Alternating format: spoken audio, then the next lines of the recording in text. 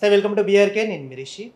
ఇక ఈరోజు మనతో పాటు ఉన్న గెస్ట్ ఎవరు అంటే బీఆర్ఎస్ పార్టీకి సంబంధించిన సీనియర్ నాయకులు, అలాగే ఉద్యమకారులు, బీసీ కమిషన్ మాజీ సభ్యులు, అలాగే ఉద్యమకారులు, తనకంటూ ఒక ప్రత్యేక గుర్తింపు తెచ్చుకున్నవారు.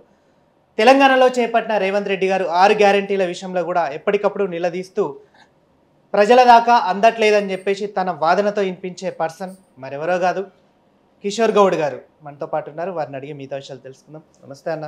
నమస్తే. ఎట్లున్నారు? బాగున్నారా మీరు? బాగున్నాను. కొట్లాడి తెచ్చుకున్న తెలంగాణ ఇప్పుడు అభివృద్ధి వైపు వెళ్తుంది. రేవంత్ రెడ్డి గారు 6 గ్యారంటీలు చేపట్టి ప్రతి నియోజకవర్గాన్ని అభివృద్ధి చేస్తూ ఎన్నో సభలలో కూడా ఎంతోమందికి 6 సంక్షేమ పథకాలు తీసుకెళ్తున్నామని చెప్పేసి అంటున్నారు. మరి మీ పార్టీ కూడా దాన్ని ఎప్పటికప్పుడు ప్రశ్నిస్తుంది. అంటే ఇది నిజంగా సాధ్యం అవుతుందంటారా తెలంగాణలో? ఇప్పుడు దాదాపు 50 సంవత్సరాలు ప్రత్యేక రాష్ట్రం కావాలని అన్ని వర్గాల ప్రజలు, విద్యార్థులు కానీ, యువకులు కానీ, నిరుద్యోగులు కానీ, అన్ని వర్గాల ప్రజలందరూ కొట్లాడి తెలంగాణ రాష్ట్రం సాధించుకున్న తెలంగాణ రాష్ట్రానికి మొట్టమొదటి ముఖ్యమంత్రిగా ఉద్యమకారుడు, రాష్ట్రాన్ని సాధించిన నాయకుడు కేసీఆర్ గారు ముఖ్యమంత్రిగా కావడం దాదాపు 10 సంవత్సరాల్లో మనందరం చూసాం. ఎంత అభివృద్ధి అయిపోయిందో, అన్ని రాష్ట్రాలకు ఎంత ఆదర్శంగా ఉన్నారో, దేశంలోని అన్ని రాష్ట్రాలకు అన్ని పథకాలలో. అరే తెలంగాణ ఇంత చిన్న రాష్ట్రం అయినప్పటికీ కూడా అభివృద్ధులు ఎంతో ముందుకు పోతుంది, ఎన్నో అభివృద్ధమైన పథకాలు పెడుతున్నారని దేశం చూపు అంతా కూడా తెలంగాణ రాష్ట్రం వైపు 10 సంవత్సరాల కాలంలో జరిగింది. సరే, ప్రజాస్వామ్యంలో ప్రజలే అంతిమ నిర్ణేతలు. ప్రజల యొక్క తీర్పును మొన్నటి ఎన్నికల్లో ప్రజలు వాళ్ళు ఇచ్చిన తీర్పును స్వాగతిస్తూ సరే కాంగ్రెస్ పార్టీకి ఇంతకన్నా మంచిగా చేస్తారు, ఇంతకన్నా టీఆర్ఎస్ పార్టీ కన్నా ఇంకా మంచిగా చేస్తారన్న ప్రజలు అనుకున్నారు. కాబట్టి వచ్చిన ఇప్పటికి దాదాపు 2 సంవత్సరాల దగ్గరికి వస్తుంది. చూస్తున్నాం మనం 2 సంవత్సరాల కాలంలో. ఎన్నికల ముందు కాంగ్రెస్ పార్టీ నాయకులు, ముఖ్యంగా ఇప్పటి ముఖ్యమంత్రి, అప్పటి పిసిసి అధ్యక్షుడైన రేవంత్ రెడ్డి గారు ఎన్నో హామీలు ఇవ్వడం జరిగింది ప్రజలకు. 6 గ్యారంటీలు, 420 హామీలు. అసలు నేను కేసీఆర్ గారు 10,000 ఇస్తే నేను 12,000 ఇస్తా, కేసీఆర్ గారు 2,000 పింఛన్ ఇస్తే నేను 4,000 పింఛన్ ఇస్తా అనే ఒక ఏది వేలం పాటలో ఏ విధంగానైతే ఉంటుందో ఆ విధంగా పోటీపడి హామీలు ఇవ్వడం జరిగింది. ప్రజలందరూ కూడా సరే దాన్ని నమ్మిర్రు, మాకు కొంత ఎక్కువ వస్తుందన్న ఆశ కలిగిరు. రేవంత్ రెడ్డి గారికి, కాంగ్రెస్ పార్టీకి అధికారం కేబట్టి. కానీ ఈ రోజు వరకు కూడా దాదాపు 18 నెలల కాలంలో ఏ ఒక్క వర్గాన్ని కూడా, ఏ ఒక్క ఆయన ఇచ్చిన హామీలను కానీ, ఏ ఒక్క ప్రజలను కానీ, ఏ ఒక్క వర్గాన్ని కూడా సంతృప్తికరంగా లేరనేది ఈరోజు నగ్గే సత్యం. మీరు కూడా అడిగితే తెలుసు. రైట్, మీరు అన్నది కరెక్టే. అంటే వాస్తవానికి నిజానికి చెప్పాలంటే మీరు ఎప్పటికప్పుడు ప్రశ్నిస్తూనే ఉన్నారు. కానీ కాంగ్రెస్ సభ్యులు కానీ, కాంగ్రెస్ మంత్రులు కానీ, కాంగ్రెస్ ఎమ్మెల్యేలు కానీ ప్రతి ఒక్క చోట కూడా మేము ఇచ్చిన 6 గ్యారంటీలు, ఇటు రుణమాఫీ విషయంలో కానీ, రైతు బంధు విషయంలో కానీ, రైతు భరోసా విషయంలో కానీ, తర్వాత ఇంకోటి కళ్యాణ లక్ష్మి, షాదీ ముబారక్, ఇంకా కొన్ని సంక్షేమ పథకాలు తీసుకున్నప్పటికీ కూడా మేము అన్ని విధాలుగా సక్సెస్ అయ్యాము, నెక్స్ట్ ఇంకో 5 సంవత్సరాలు కూడా కాంగ్రెస్ గవర్నమెంటే అధికారంలోకి వస్తుంది అని చెప్పేసి కూడా అంటున్న సందర్భం వింటున్నాం. ఇప్పుడు కాంగ్రెస్ పార్టీ ముఖ్యంగా రైతుల విషయంలో వారికి ఏమన్నది, మేము రాగానే రైతు భరోసా పేరు మీద ఎకరానికి 12,000 ఇస్తాం, 15,000 ఇస్తాం అని చెప్పారు. అది ఎక్కడన్నా ఇచ్చిరా? రైతు రుణమాఫీ 2 లక్షల వరకు రుణమాఫీ చేస్తా అన్నారు. ఏ ఒక్క విలేజ్ కనబోదాం తెలంగాణలో 100% మా విలేజ్లో మొత్తం కూడా రైతు రుణమాఫీ అయిందని చెప్పవనండి. దానికి దేనికైనా సిద్ధం. ఏదో పైన ఒక కొంత లేయర్, ఒక 20%, 30% చేసి మొత్తం మేమే చేసాం అని చెప్పుకోవడం కాంగ్రెస్ పార్టీకి మొదటి నుండి అలవాటు. కొంత ఏదో చేస్తుంది దాన్ని మొత్తం. ఇప్పుడు మీరే అన్నారు కళ్యాణ లక్ష్మి అన్నారు. కళ్యాణ లక్ష్మి మేము 1,00,000 రూపాయలతో పాటు తులం బంగారం ఇస్తున్నాను. ఈ రోజు వరకు కూడా కాంగ్రెస్ పార్టీ 18 నెలల కాలంలో మరి ఏది అమలు చేస్తలేవు. 18 నెలల కాలం అంటే ఇప్పుడు మీ తులం బంగారం కోసం పెళ్లిళ్ళు వాయిదా వేసుకోవాలా? వారి కార్యక్రమం వాయిదా వేసుకోవాలా? ఇప్పుడు 18 నెలల కాలం నుండి ఆయన పెళ్లిలో అయిన వారికి ఎవరు ఇవ్వాలి బాధ్యత? అది బోను పాత 1,00,000 రూపాయలే ఇస్తలేరు. చూడండి మీరు ఎన్నో ఎంఆర్ఓ ఆఫీసులలో ఈడ ఇప్పటికీ 10 నెలలు 15 నెలల నుండి కూడా పెళ్ళైన వాళ్ళకు ఈ రోజు వరకు కూడా కళ్యాణ లక్ష్మి పథకం రాలేదు. కాబట్టి కాంగ్రెస్ పార్టీ ఎంతసేపు పడుకున్నా కాంగ్రెస్ నాయకులు వాళ్ళు దోచుకోవడం, వాళ్ళ సొంత ప్రయోజనాల కోసం కమిషన్ల పేరు మీద మొత్తం కోడే కూస్తుంది. 20% కమిషన్ నడుస్తుంది. ఎక్కడ చూసినా 20% ఇస్తేనే బిల్లులు రిలీజ్ చేస్తాం, 20% ఇస్తేనే డబ్బులు ఇస్తామనే పాలసీ నడుస్తుంది. వాళ్ళు ఎంతసేపు ఉన్నా దోచుకోవడం, వాళ్ళ సొంతంగా దాచుకోవడానికి తప్పించి కాంగ్రెస్ పార్టీ ప్రజల పక్షాన కానీ, ప్రజలకు సంక్షేమం చేద్దామని కానీ, లేకపోతే ఏదైనా గత బీఆర్ఎస్ ప్రభుత్వం ఇది చేసింది, దానికన్నా మెరుగైనది ఏదైనా చేద్దాం అనేది కూడా ఎక్కడ కూడా లేదనేది మేము తెలియజేస్తాం. రైట్. దోచుకోవడం విషయంలో మీరు ఒక మాట అన్నారు, దాని విషయం గురించి మాట్లాడదాం. దోచుకోవడం విషయంలో గతంలో బీఆర్ఎస్ గవర్నమెంట్లో ఉన్న కొంతమంది నాయకులు చేయలేదా? చేయలేదండి, చేయలేదు. చేయలేదు. అదంతా ఆరోపణలు. చేయలేదు. షూర్. మరి ప్రజలు ఎందుకు తిరస్కరించారు మిమ్మల్ని? ప్రజలు వారి పాలన ఇప్పుడు ప్రజలు ఎందుకు తిరస్కరించారు తెలుసా? ఇప్పుడు చెప్పినా కదా, కళ్యాణ లక్ష్మి ₹1,00,000 ఇస్తానంటే ఆయన తులం బంగారం కూడా ఇస్తానన్నారు, దానికి ఆశపడ్డారు. పెన్షన్ ఉందనుకోండి, ఆసరా పెన్షన్ 2,000 ఇస్తానంటే నేను 3,000 ఇస్తాను. నేను ఒక ఇంటికి ఒకరు ఇస్తానంటే నేను ఎంతమంది ఉంటే అంతమందికి ఇస్తాను ఒక కల్పించి నేను విదేశీ విద్య ఉంది దాన్ని ఇంకెక్కువ ఇస్తాను అన్నాడు. అట్లా వెల్ఫేర్ కార్యక్రమాలు కానీ ప్రజలకు వచ్చే బెనిఫిట్స్ను కానీ నేను రైతు బంధు ఉన్నది, రైతు భరోసాను 15,000 ఇస్తాను, 10,000 కేసీఆర్ ఇస్తున్నాడు, నేను 15,000 ఇస్తాను అన్నాడు. సన్నోట్లకు ₹500 బోనస్ ఇస్తాను అన్నాడు. అట్లా ఇయ్యలేదండి, ఎక్కడ చూపేయండి. ఇప్పుడు ఉన్న ఓట్లనే కొనే పరిస్థితి లేదు. కళ్ళాలల్లా మొత్తము వర్షాలు పడి మొలకెత్తి అయ్యో రామచంద్ర అంటారు ప్రజలు. అరే ఎక్కడి ప్రభుత్వం వచ్చింది, ఎక్కడిది? గతంలో ఉన్న కేసీఆర్ గారే మాకు చాలా దేవుళ్ళలాగుండే, కూర్చున్న కాడ మాకు టింగునని పైసలు పడేది. ఇక్కడ కళ్ళాల కాడ మళ్ళా కూర్చోవలసిన పరిస్థితి, కావాల్సిన పరిస్థితి వచ్చింది. యూరియా బస్తాల కోసం చెప్పులు లైన్లో పెట్టవలసిన పరిస్థితి ఏర్పడిందని ప్రజలందరూ బాధపడుతున్నారు, ఏడుస్తున్నారు రైతులందరూ కూడా. రైట్. కాళేశ్వరం విషయంలో కుంభకోణాలు జరగలేదంటారా? గతంలో ఉన్న కేసీఆర్ గారు కానీ తర్వాత ఇంకా కొంతమంది నాయకులు కానీ కాళేశ్వరం విషయంలో అవినీతి జరగలేదా, కుంభకోణాలు జరగలేదా అని చెప్పేసి కూడా ఇప్పటికీ ప్రజలు కానీ కాంగ్రెస్ ప్రభుత్వం కానీ నిలదీస్తుంది. మరి దాని మీద ఇంకా ఎందుకు ఒక నివేదిక ఇవ్వలేని పక్షాన మనం చూడొచ్చు. ఇప్పుడు కాళేశ్వరం పథకం విషయంలో అవినీతి జరిగిందని చాలామంది ఆరోపించారు, చేశారు. అది ఫైనల్గా ప్రభుత్వం కాంగ్రెస్ పార్టీ మారింది, ప్రభుత్వం వచ్చింది, కాంగ్రెస్ పార్టీ అధికారంలోకి వచ్చినాక కమిషన్ వేసింది. ఆ కమిషన్కు అన్ని వివరాలను మా అధినేత కేసీఆర్ గారు ఇచ్చారు, అప్పటి మంత్రి గారు హరీష్ రావు గారు ఇచ్చారు, అందరు ఇచ్చారు. ఇప్పుడు కమిషన్ ఎంక్వైరీ జరుగుతుంది. అలా అవినీతి జరిగిందా, జరగలేదా, తప్పెవరు చేసిర్రు, ఆ పథకం మంచిదా, కాళేశ్వరం ప్రాజెక్టు దానివల్ల ఎంతమంది లబ్ధి పొందిరు, ఎన్ని ఎకరాలకు నీరు అందింది, దానివల్ల ఎంతమంది లబ్ధి పొందిరు అన్నది కమిషన్ చేరుస్తుంది. రానున్న రోజుల్లో కమిషనే ప్రజల ముందు పెడుతుంది, ప్రజలే తెలుసుకుంటారు ఇలా ఏం జరిగింది ఏం కథ. ఇప్పుడు చూడండి, మా జిల్లాలలో నల్లగొండ లాంటి, వరంగల్ లాంటి అప్పుడు నిండు ఎండాకాలంలో కూడా మత్తలు పొంగేది, చెరువులు నిండిపోయేది, చేప పిల్లలు కానీ స్కూల్ పిల్లలు కానీ మొత్తం ఈతలు కొట్టేది. వద్దురో నాయన మాకు నీళ్ళు వద్దు, మేము మా పంట ఆరట్లేదు, మేము కోసుకోవాలి, మిషన్లు పోయే పరిస్థితి లేదు, నీళ్ళు ఆపండి అనే పరిస్థితి గతంలో ఉంటే, ఈరోజు మాకు నార్మల్లకు కూడా నీళ్ళు వస్తలేవు. నారు పొలాన్ని కాదు, నారిమాడికి కూడా ఇప్పుడు నీళ్ళు లేని పరిస్థితి ఈరోజు తెలంగాణలో ఉన్న జిల్లాలలో కాళేశ్వరం ప్రాజెక్టు కింద ఉన్న వరంగల్ కానీ, నల్గొండ కానీ, సూర్యాపేట కానీ ఇట్లాంటి జిల్లాలలో ఈరోజు నీళ్లు లేని పరిస్థితి ఏర్పడ్డది. నార్మల్లకు ట్రాక్టర్లలో తీసుకొచ్చుకొని నార్మల్లకు నీళ్లు పోసే పరిస్థితి ఈరోజు ఏర్పడ్డది. కాబట్టి ఎంతసేపు ఉన్న కాంగ్రెస్ పార్టీ వాళ్ళు చేయవలసింది వదిలిపెట్టి ఎంతసేపు ఉన్న కేసీఆర్ అవినీతి చేసిండు, కాళేశ్వరంలో అవినీతి జరిగింది, అది కుంగిపోయింది, దీన్ని ఇది చేసింది అంతే తప్పించి వాళ్ళ సమయాన్నంతా దీనికి కోసం వృధా చేస్తూ తప్పించి ప్రజలకు ఏం కావాలి, ప్రజలకు మేమేం చేయాలి, మా మార్కు చూపించుకోవాలనే ఆలోచన ఎక్కడ కూడా లేదన్నది ఇది కనిపిస్తుంది. రైట్. ఇప్పుడు సంవత్సరన్నర పాలనలో కేసీఆర్ గారిని గద్దె దించి కాంగ్రెస్ గవర్నమెంట్ ఎక్కిన సందర్భం మనం చూసాము. ఇంకొకటి, ప్రతి నియోజకవర్గంలో కూడా అన్ని సంక్షేమ పథకాలు వెళ్తున్నాయని చెప్పేసి మంత్రులు కానీ వాళ్ళు కానీ కూడా ఇప్పటికీ అంటున్నారు. ఇంకా అన్ని విధాలుగా కూడా సంక్షేమ పథకాలు కూడా వెళ్తున్నాము. మొన్న తీసుకున్నట్టయితే రేషన్ కార్డులో కొత్త రేషన్ కార్డులు, అలాగే సన్న బియ్యము పంపిణీ, ఇవన్నీ జరుగుతూ ఉన్నాయని చెప్పేసి అంటున్నారు. అయినా కూడా ఇవన్నీ చూస్తున్నా కూడా ఇప్పటికీ మీ నాయకులు కొంతమంది తలా తోకా లేని సందర్భంలో మాట్లాడుతున్నారని చెప్పేసి కూడా కాంగ్రెస్ నాయకులు అంటున్నారు. ఇది నిజమే అంటారా? లేదండి, ఇప్పుడు ప్రతిపక్షంగా తప్పకుండా మీరు ఎన్నికల్లో ఇచ్చిన హామీ ప్రజలకు ఏమైతే ఇచ్చారో 6 గ్యారెంటీలు 420 హామీలను నెరవేర్చడం కోసం తప్పకుండా అడుగుతాం. చెప్పండి, నువ్వు ఇప్పుడు అడిగినాం కదా 6 గ్యారెంటీలలో ఏది నువ్వు ఫుల్ఫిల్ చేసావు చెప్పవనండి. ఫ్రీ బస్ కాలేదా? ఫ్రీ బస్ ఎక్కడండి? ఫ్రీ బస్ అని వేసి ఈరోజు మహిళలందరినీ కొట్టుకునే విధంగా ఇప్పుడు అంతకుముందుకు 10 సర్వీసులు నడిస్తే ఫ్రీ బస్ పేరు మీద 2 సర్వీసులు నడుస్తున్నాయి. ఒక 2 ట్రిప్పులు, ఒక హైదరాబాద్ నుండి ఒక విలేజ్కి ఇదివరకు 10 బస్సులు పోయేదండి. అట్లాంటిది ఫ్రీ బస్ పేరు మీద 2 ట్రిప్పులు వేసి కతిమ ట్రిప్పులు అన్నింటినీ బంద్ చేసిన పరిస్థితి. 10 బస్సులలో పోయే జనాలు 2 బస్సులలో పోవడం వల్ల ఈరోజు మహిళలందరూ కూడా చాలా కొట్టుకొని అంత ఆగమయ్యే పరిస్థితి వచ్చింది. ఇప్పుడు ప్రజలకు సరే ఫ్రీ బస్సు అడిగిరా అడగలేదా వేరే విషయం, నువ్వు చెప్పి పెట్టినావు.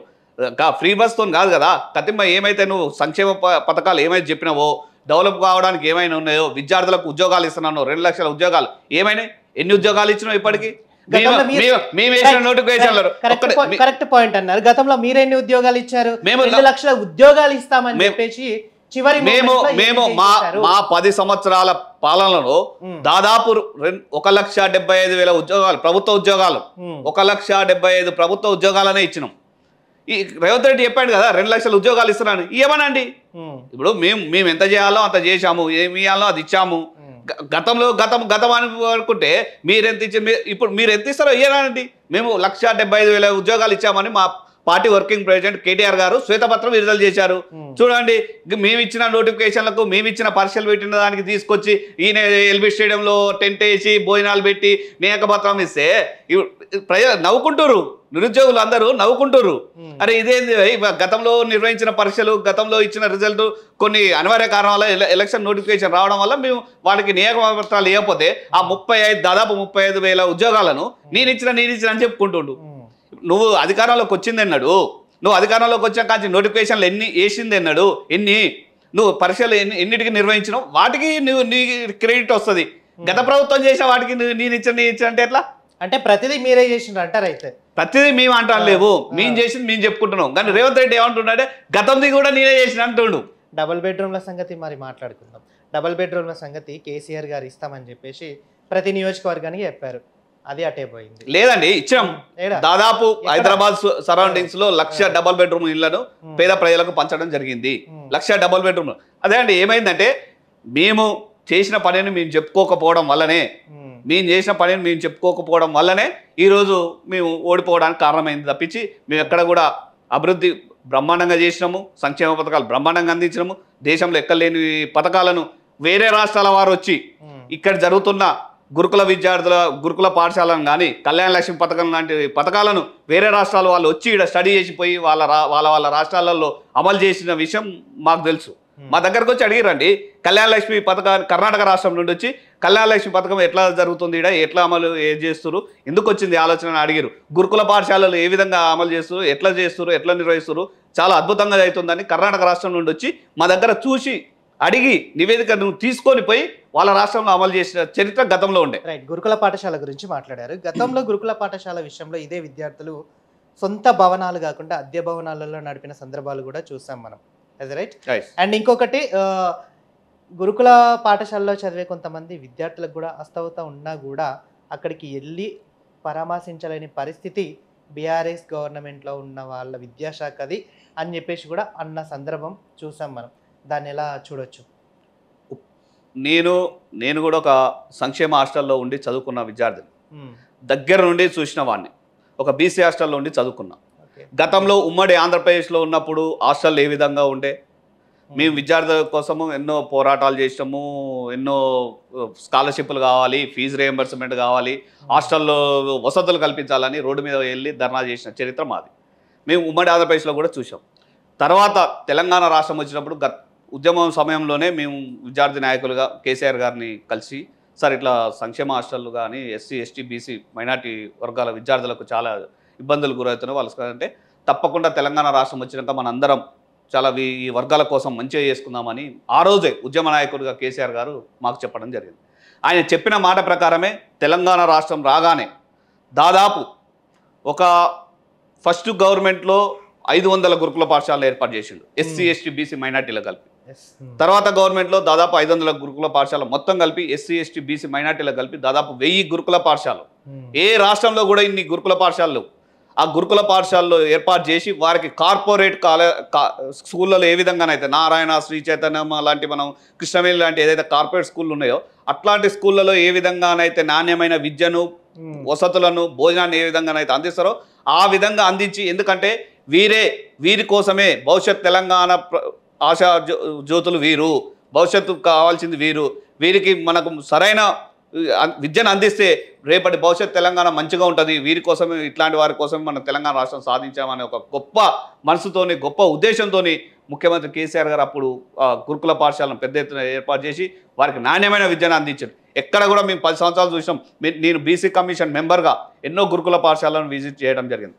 ఎక్కడ కూడా చిన్న లోపం ఉండకపోయేది, ఎక్కడ కూడా చాలా చాలా మంచిగా ఎంతో మంచిగా మా దగ్గరకు ఎంతోమంది వచ్చేది. మాకు గురుకుల పాఠశాలలో సీట్ ఇప్పించండి అన్న, మాకు సరే ఆ సమయానికి మాకు తెలియలేదు, లేకపోతే సీట్ రాలేదు, నేను చదువుకుంటా కష్టపడి చదువుకుంటా అని చెప్పి వాళ్ళ తల్లిదండ్రులు విద్యార్థులు వచ్చి మా దగ్గరకు వచ్చి ఎన్నోసార్లు గురుకుల పాఠశాలలో సీట్ ఇప్పించాలనే పరిస్థితి ఆ రోజు ఎంతో కాంపిటీషన్ ఉండేది చాలామంది విద్యార్థులకు. కానీ రేవంత్ రెడ్డి వచ్చిన ఈ 10 నెలల కాలంలో దాదాపు రోజుకొక విద్యార్థి చనిపోతుండు. రోజుకొక విద్యార్థి. ఇప్పటికీ దాదాపు 900 మంది విద్యార్థులు ఎస్సీ ఎస్టీ బీసీ గురుకులాల్లో హాస్టల్లో కలుషితాహారము, ఉండలేని పరిస్థితి, ఇంటికి పోతే తల్లిదండ్రులతోని బాధ, బలవంతమైన ఉండడం వల్ల ఈరోజు దాదాపు 1000 మంది విద్యార్థులు చనిపోయిన పరిస్థితి. ఎందుకంటే ఒక కుట్రపూరితంగా ఈ ఎస్సీ ఎస్టీ బీసీ విద్యార్థులు చదువుకోవద్దు, చదువుకుంటే వీళ్ళు బాగుపడతారు కాబట్టి వీరికి సరైన వసతులు కల్పించొద్దని చెప్పి వాళ్ళకి ఏదైనా ఈ రోజు వరకు కూడా దాదాపు సంవత్సరం యొక్క మెస్ బిల్లులు పెండింగ్ ఉన్నాయి. మెస్ బిల్లు ఇప్పుడు మొన్ననే చూసామండి.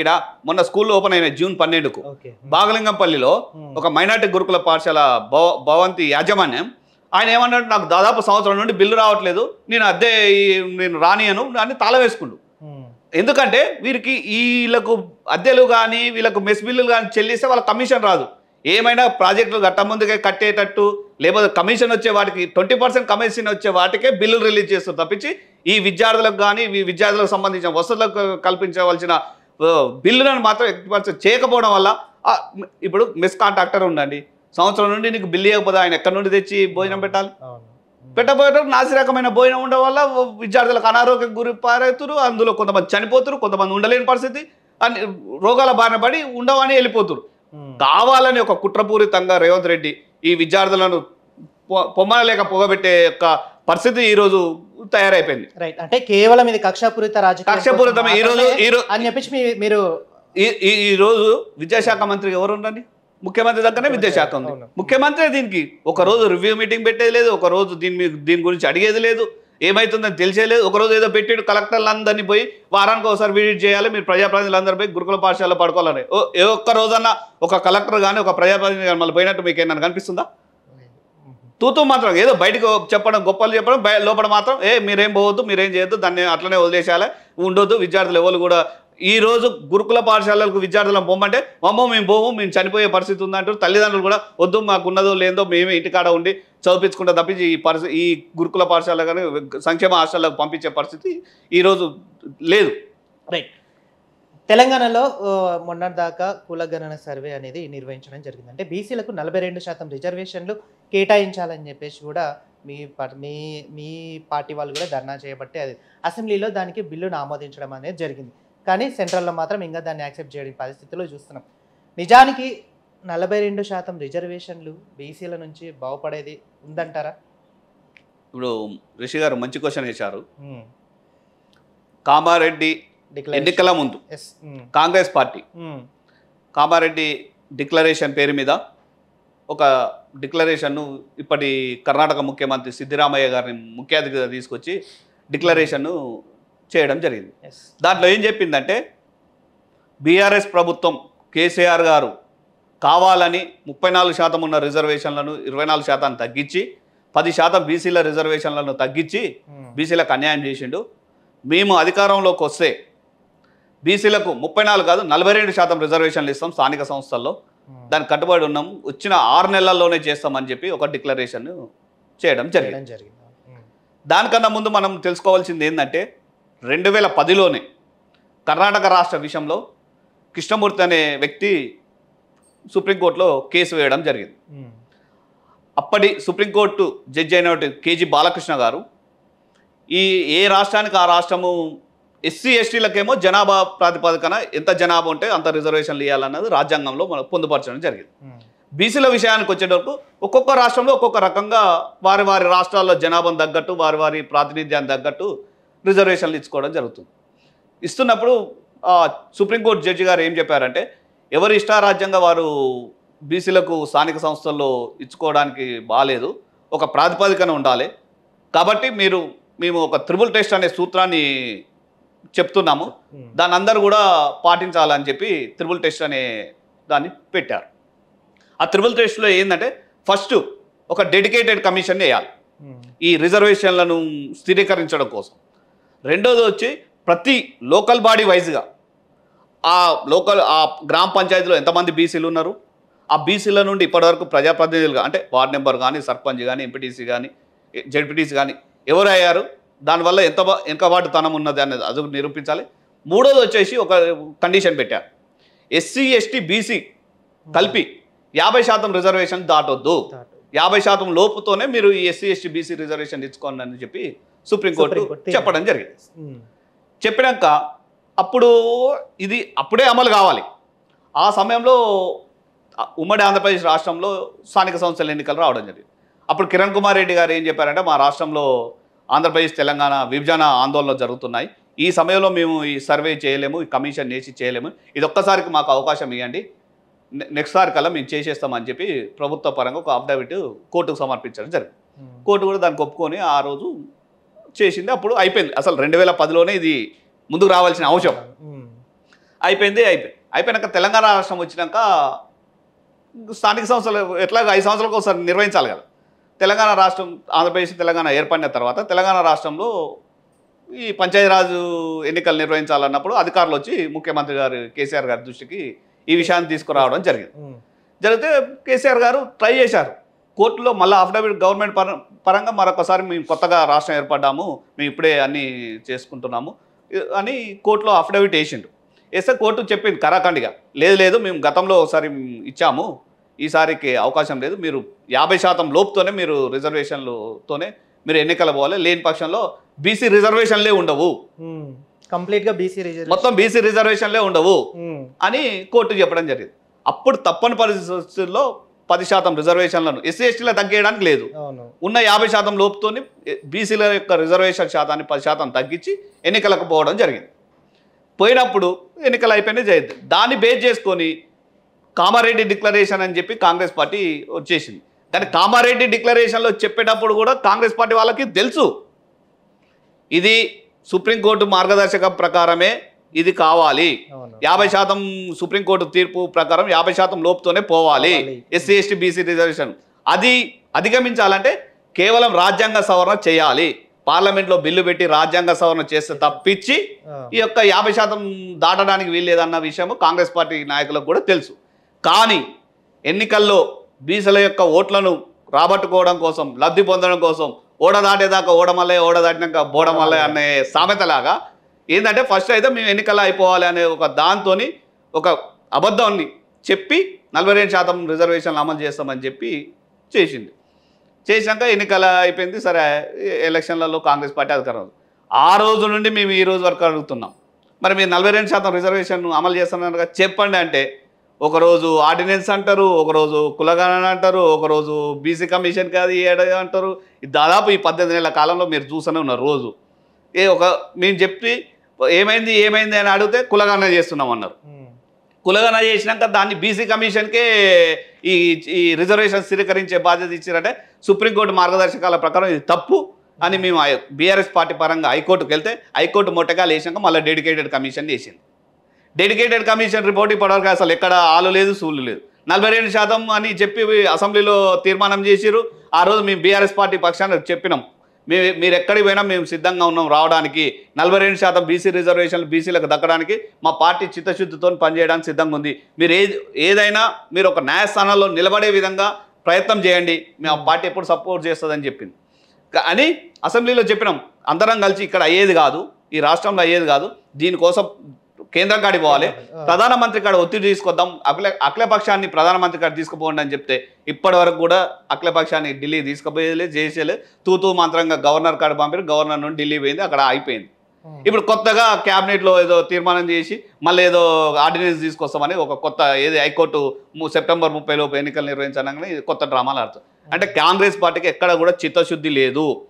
42% రిజర్వేషన్లను బీసీలకు అమలు ఎట్లా చేయాలన్న దాని మీద చిత్తశుద్ధి లేదు తప్పించి ఎంతసేపు ఉన్నా మీరు ఉన్నాము తీసుకొస్తాం, మా దగ్గర మంత్రదండం ఉందంటే మంత్రదండం అంటే సుప్రీంకోర్టు తీర్పు కూడా మంత్రదండం పనిచేస్తుందా? చట్ట ప్రకారం పోవాలి, మనం ఒక రాజ్యాంగానికి లోబడి ఉన్నాము, ఆ చట్టాలకు లోబడి పోవాలి, ఆ చట్టాలను అధిగమించడానికి ఏం చేయాలన్నది ఆ ప్రాసెస్ పోవాలి తప్పించి మేము ఆర్డినెన్స్ తీసుకొస్తాం. ఆర్డినెన్స్ కాదండి, సుప్రీంకోర్టు తీర్పు ఉన్నాక అదే 42% అసెంబ్లీలో తీర్మానాన్ని గవర్నర్ ద్వారా పంపించినాక మళ్ళీ ఆర్డినెన్స్ గవర్నర్ ఎవరైనా ఆమోదిస్తారా? ఆమోదించారు. చిన్నపిల్లగాని అడిగే చెప్తారు, అడిగినా చెప్తారు. అది ఆటోమేటిక్ గా అంటే ఇది కేవలం ఏంటంటే జనాలకు ఒక ఆశ చూపించి మేము అదే కాంగ్రెస్ పార్టీ ఏంటంటే మేము చేస్తున్నాము, మేము చేయడానికి సిద్ధంగా ఉన్నాం, కానీ ఈ కోట అడ్డంకులు వస్తున్నాయి, ఇది చేస్తున్నాయి అని ఒక తప్పించుకోవడం. ఈ తప్పించుకునే విధానము కామారెడ్డి డిక్లరేషన్ పెట్టినప్పుడే తెలుసు.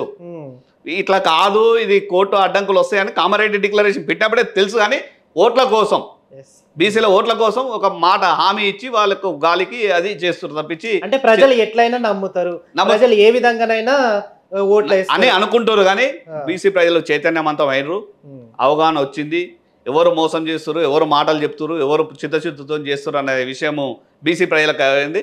రాబోయే రోజుల్లో స్థానిక సంస్థల ఎన్నికల్లోనే తప్పకుండా ఇదే బీసీ ప్రజలు తప్పకుండా కాంగ్రెస్ పార్టీకి బుద్ధి చెప్తారు. రైట్. బీఆర్ఎస్ పార్టీ ఇప్పుడు కూడా అంటే ఏంటంటే ప్రశ్నించడానికి ఏదైనా ముందు ఉంటుంది. తప్పకుండా గౌరవ్ కేటీఆర్ కానీ, తర్వాత ఇంకోటి హరీష్ రావు గారు కానీ, ఇంకా మీలాంటి ఉద్యమకారులు కానీ ఎప్పటికైనా రెడీగా ఉంటుంది ప్రశ్నించడానికి. ఇప్పుడు బీఆర్ఎస్ పార్టీ నాయకులకు, బీఆర్ఎస్ పార్టీకి పోరాటం కొత్త కాదు, ప్రజల పక్షాన నిలబడడం కొత్త కాదు.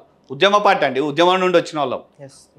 తెలంగాణ రాష్ట్రం కావాలని దాదాపు 10-15 సంవత్సరాలు కొట్లాడి తెలంగాణ రాష్ట్రాన్ని తీసుకొచ్చిన రాష్ట్రంలో 10 సంవత్సరాల అభివృద్ధి ఏ విధంగా ఉండాలో అది చూపించినాం. మళ్ళీ ఈరోజు ప్రతిపక్షంగా తప్పకుండా ప్రజల పక్షాన ఎప్పటికప్పుడు నిలదీస్తూనే ఉంటాం, అడుగుతూనే ఉంటాం. ప్రజలకు ఇచ్చిన హామీలను నెరవేర్చే వరకు తప్పకుండా ప్రభుత్వం వెంబడి పడతాం.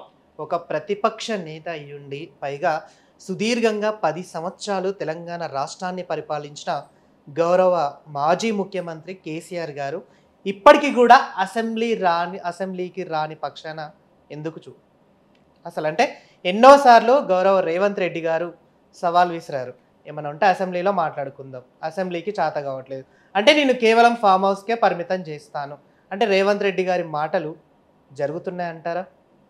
ఇప్పుడు రేవంత్ రెడ్డి ఒక ముఖ్యమంత్రి స్థాయికి, ఒక ముఖ్యమంత్రి లాగా హుందాతనంగా బిహేవ్ చేస్తే, ప్రవర్తిస్తే ప్రతిపక్ష నాయకుడు రావడానికి ఆస్కారం ఉంటుంది, బాగుంటుంది. ఆయన అసలు ముఖ్యమంత్రి, ప్రతిపక్ష నేతనా, లేకపోతే రాజకీయ నాయకుడా, లేకపోతే రోడ్డు మీద రౌడీ షీట్, అసలు ఏందనేది తెలుసలేదు. విచిత్రంగా ఇప్పుడు ఒక తీరు ఉంటాడు, 5 నిమిషాలకు ఒక తీరు. ఆయన మాట మీద ఆయనకే నమ్మకం ఉండదు, ఆయన మాట మీద ఆయనే అసలు ఏం మాట్లాడుతున్నాడు, ఏందనేది లేకుండా మాట్లాడే ఒక నాయకుడు దాదాపు 20 సంవత్సరాలు పోరాటం చేసి తెలంగాణ రాష్ట్రాన్ని తన ప్రాణాన్ని ప్రాణంగా పెట్టి తెలంగాణ రాష్ట్రాన్ని సాధించిన నాయకుని పట్టుకొని ఏది పడుతుంది మాట్లాడి, ఏది పడుతుంది చేసే నాయకుడు. తప్పకుండా కేసీఆర్ గారు అసెంబ్లీకి వచ్చినా రాకున్నా వారి మార్గదర్శకత్వంలో కేటీఆర్ గారు, హరీష్ రావు గారు, కతిమ ఎమ్మెల్యేలు అందరూ కూడా పనిచేస్తారు. మా పార్టీ కూడా ఆయన డైరెక్షన్లో పనిచేస్తుంది, ప్రజల పక్షాన ఉంటుంది. తప్పకుండా ఎప్పటికప్పుడు ప్రజల పక్షాన పోరాడుతూనే ఉంటాము, ప్రజలకు కావాల్సిన హక్కులను రాబడుతూనే ఉంటాం, ప్రజలకు ఇచ్చిన హామీలను తప్పకుండా బీఆర్ఎస్ పార్టీ పక్షాన మా నాయకులు చేస్తూనే ఉంటారు. కానీ కేసీఆర్ గారే రావాలని ఈ యొక్క తొండి మాట, ఆయన నువ్వు ప్రజలకు ఇచ్చిన హామీలను నెరవేర్చావు అంటే కేసీఆర్ రా, ఈడికి రా, నువ్వు నెరవేర్చు, కేసీఆర్ వస్తేంది రాకుంటేంది. కేసీఆర్ రాలేదు, రాకపోతే ప్రజలు నిర్వహిస్తారు ఏం చేయాలన్నది. నువ్వు ఇచ్చిన హామీలను నెరవేర్చమంటే ఈయనకు కేటీఆర్ గారు, హరీష్ రావు గారే సరిపోతారు. కేసీఆర్ వచ్చి నీకు సమాధానం చెప్పేంత అది కాదు. సరే, నువ్వు ముఖ్యమంత్రి ఉండు అంతే తప్పించి కేసీఆర్ వస్తేనే చేస్తానని ఆ రోజు హామీ ఇచ్చినవా ప్రజలకు? నువ్వు ఇచ్చిన హామీలను నెరవేర్చమంటే ఇట్లాంటి దొంగ తిరుగుడు మాటలను బంద్ చేయాలని చెప్పి మేము చెప్తున్నాం. ఇప్పటికైనా సమయం ఇప్పటికే దాదాపు నీకు అయిపోయింది, ఇంకా 2 భాగాలు ఉన్నాయి. 20 నెలలు, 2 సంవత్సరాలు అయిపోయింది, ఇంకొక 3 సంవత్సరాలు. ఇప్పటికైనా ప్రజలకు ఇచ్చిన హామీలను నీకు అవకాశం వచ్చింది, ప్రజలకు ఇచ్చిన హామీలను నెరవేర్చి చరిత్రలో రేవంత్ రెడ్డి ముఖ్యమంత్రి ఉన్నప్పుడు పని చేసిండు అనేది ఉండే విధంగా నువ్వు నిలబెట్టుకోవాలని చెప్పి మేము ఇప్పటికైనా కోరుతున్నాం. రైట్. ఇప్పుడు స్థానిక సంస్థలు నిర్వహించే నేపథ్యంలో బీఆర్ఎస్ పార్టీ అధికంగా మేము విన్ అవుతామని చెప్పేసి కూడా వస్తున్నాయి వార్తలు. ఖచ్చితంగా అది ఛాన్స్ ఉంటుందా? తప్పకుండా అండి. కనివిని రీతిలో అధికార పార్టీ ఏదో అనుకుంటుంది, కానీ కనివిని రీతిలో ఇప్పుడు ఎన్నికలు పెడితే ప్రజలంతా బాధపడుతున్నారు. అనవసరంగా మనం ఏదో ఆశ పోయి పెట్టే వాళ్ళను పోగొట్టుకున్నాము. బీఆర్ఎస్ పార్టీ ఉన్నప్పుడే చాలా బాగుండే, ఎంతో అద్భుతంగా ఉండే అనేది ప్రజలందరూ చూస్తారు. చూడండి, మీరు రాబోయే రోజుల్లో ఏ ఎన్నికలు పెట్టినా తప్పకుండా బీఆర్ఎస్ పార్టీనే అత్యధికమైన మెజార్టీ స్థానాలు కైవసం చేసుకుంటుందని మాకు ఆశాభావం ఉంది. సో చివరిగా రేవంత్ రెడ్డి గారికి మీ పార్టీ తరపు నుంచి మీరు ఒక ఉద్యమకారుడు, పైగా అన్ని విధాలుగా కూడా ఎప్పటికప్పుడు ప్రశ్నించే నేతృత్వం మీది. సో ఇప్పుడున్న ఈ కాంగ్రెస్ గవర్నమెంట్, కాంగ్రెస్ నాయకులకి, అలాగే మంత్రులకి, ఎమ్మెల్యేలకి, కార్యకర్తలకి, కాంగ్రెస్ పార్టీకి సంబంధించిన వారికి మీ పరంగా ఏం చెప్తారు? ఇప్పుడు ప్రజల ఆశీర్వాదంతో మీకు అధికారంలోకి వచ్చింది. అధికారంలోకి వచ్చిన సమయాన్ని వృధా చేసుకోకుండా తప్పకుండా ప్రజలకు ఏదైతే హామీ ఇచ్చారో హామీలను నెరవేర్చి తెలంగాణ రాష్ట్రాన్ని దేశంలో ఏ విధంగానైతే ముందు స్థాయిలో ఉంచాలన్న దాని మీద దృష్టి పెట్టాలి.